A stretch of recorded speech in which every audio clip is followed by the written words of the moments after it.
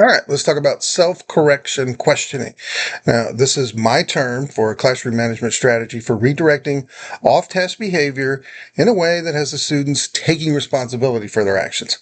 So, as teachers, we're used to saying things like get to work, stop talking, turn around, put that away, etc., because they're quick and easy redirections.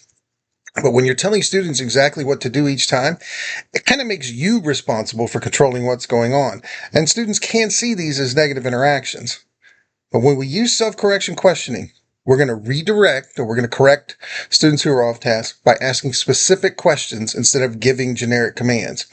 This is a simple technique, shifts the responsibility of your behavior back on the student, and takes you out of the cycle of constantly telling students what they're doing wrong. So, instead of saying things like, get to work, and so on, we're going to ask questions. We're going to ask things like, what should you be doing right now?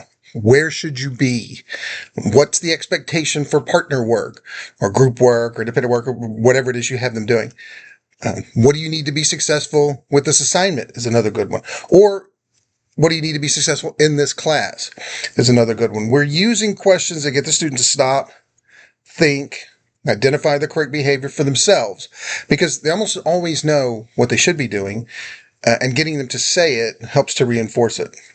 So why is this effective? Well, the major reason is that it builds student responsibility. Instead of you offering that constant generic redirect, things that they've heard 100 times, now they have to identify the expectation and take responsibility for it. And because you're simply asking them a question, we don't have that power struggle. You're not calling them out. We're not arguing. We're not getting into a back and forth. You're calmly, professionally asking them something. This prevents them from immediately becoming defensive. Also, it reinforces expectations and classroom routines. When they answer, the expected behavior is going to play in their mind. And we can use this, by the way, for all off-task behavior. It doesn't matter if they're talking, if they're not following directions, if they're wandering around the room, if they're just staring at the ceiling, whatever. This simple question technique works for all of that.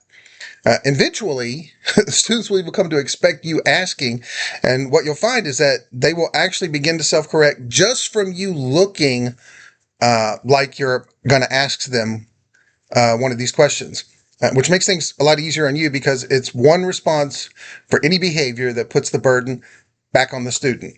Now, to make this work, we're going to let students know what we expect. So we're going to teach them at the start of the year that when I ask, what should you be doing? That means that you need to pause, you need to think, and you need to get back on track. Also, and this part is really important, when you do this, you need to stay calm and be brief. Remember, you're not disciplining, you're not yelling, you're guiding. And once that student corrects, move on. There's no additional lecturing, no adding on, none of that stuff. Let the question, in this case, do the heavy lifting here. Remember, we're putting the responsibility back on the student where it actually belongs. So that's self-correction questioning.